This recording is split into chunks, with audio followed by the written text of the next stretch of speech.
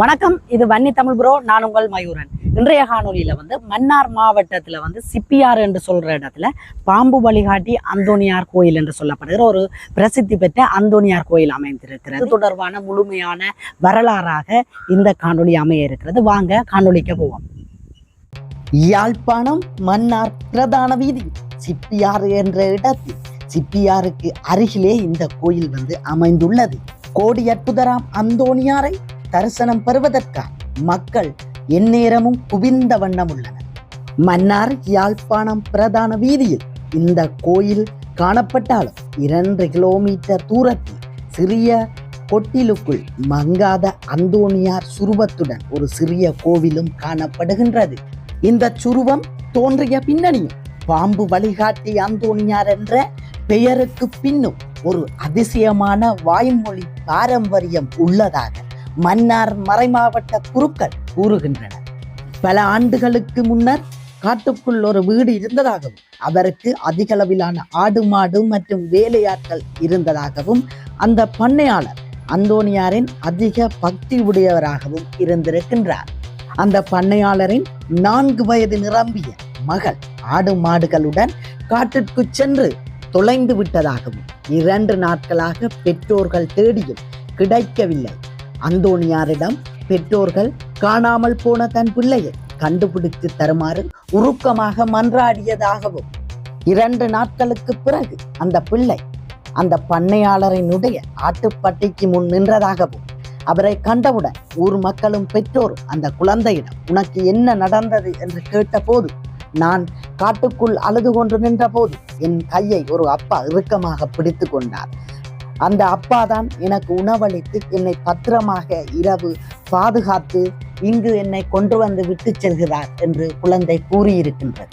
அந்த இடத்தில் பின்னர் அந்தோணியார் சுரூபம் வைக்கப்பட்டதாகவும் இப்பொழுது நீங்கள் வழிபட்டு வரும் ஒரு வணக்க ஸ்தலமாகவும் காணப்பட்டு வருகின்றது. கோடி அற்புதராம் அந்தோணியாரின் புதுமைகள் அளப்பெரியது. எத்தனையோ புதுமைகளை செய்த அந்தோணியார் இந்த புதுமையையும் செய்திருப்பார் என்பதில் எந்தவித ஐயமும் இல்லை. இந்த பாதையில் பயணம் செய்பவர்கள் பாம் அடி என்று சொல்லி இந்த இடத்தில் இறங்குவதால் முதலில் பாம் அடி அந்தோணியார் கோயில் எனவும் அழைக்கப்பட்டது. காலம் கடந்து செல்ல பேர் மருவப்பெற்று பாம்பாட்டி அந்தோணியார் கோயில் என்றும் பின்னர் இந்த கோயில் பாம்பு வழிகாட்டி அந்தோணியார் கோயில் என்றும் அழைக்கப்பட்டதாக கூறப்படுகின்றது. சிப்பியாறு இந்த கோயிலுக்கு அருகாமையில் இருப்பதால் சிப்பியாறு அந்தோணியார் கோயில் எனவும் அழைக்கப்படுகின்றது. அன்று அந்த பிள்ளையை அழைத்து வந்த அப்பா உருவ அந்தோணியார் நினைவாக வைக்கப்பட்டதுதான் இன்று நீங்கள் இந்த கோயில் இருக்கும் இடத்தில் இருந்து 2 கிலோமீட்டர் தொலைவில் ஒரு காட்டுக்குள்ளே வழிபடும் அந்தோணியார் சுரூபமாக காணப்படுகின்றது. அன்று வைத்த சுரூபம் இன்றும் அந்த சுரூபமே கூட மங்காத நிலையிலே அன்று வைத்தது போல் இன்றும் இருப்பது இது ஒரு அந்தோணியார் புதுமையாக காணப்படுகின்றது.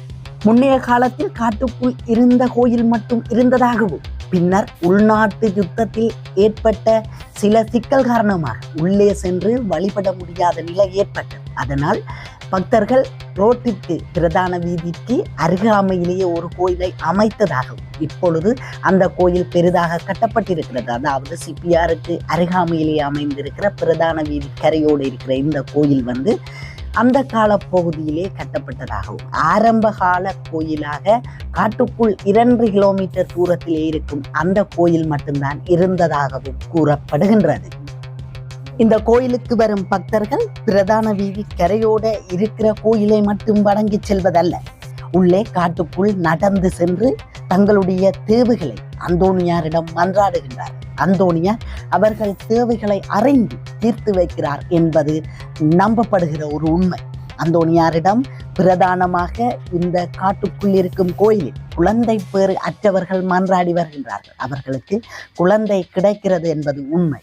அவர்கள் திரும்ப அந்த குழந்தை பேறு பெற்றவுடன் திருப்பி அந்தோணியாரிடம் வருகிறார். அவர்கள் இங்கே கூறும் வரலாறுகள் அவ்வாறு அமைந்திருக்கின்றன. உண்மையிலேயே புதுமை நிறைந்த ஒரு அந்தோணியாராக இந்த அந்தோணியார் காணப்படுகின்றார். நீங்களும் இந்த அந்தோணியாரை தரிசனம் செய்ய முடியுமாக இருந்தால் அந்தோணியாரை தரிசனம் செய்து கொள்ளுங்கள். இந்த மரத்தில் தங்கள் தேவைகளை எழுதி கட்டுகிறார்கள். அது நிறைவேறுவதாக நம்பப்படுகிறது, நிறைவேறி வருகிறது. உண்மையிலேயே அந்தோணியாரின் புதுமை அளப்பெரியது. நன்றி உறவுகளே. அடுத்த ஒரு காணொலியில் சந்திப்போம். மறக்காம என்னுடைய யூடியூப் தளத்தை சப்ஸ்கிரைப் பண்ணி வச்சுக்கொள்ளுங்க. இந்த காணொலி பிடித்திருந்தால் ஷேர் பண்ணுங்கள், லைக் பண்ணுங்கள், கமெண்ட் பண்ணுங்கள். அடுத்த ஒரு காணொலியில் சந்திப்போம்.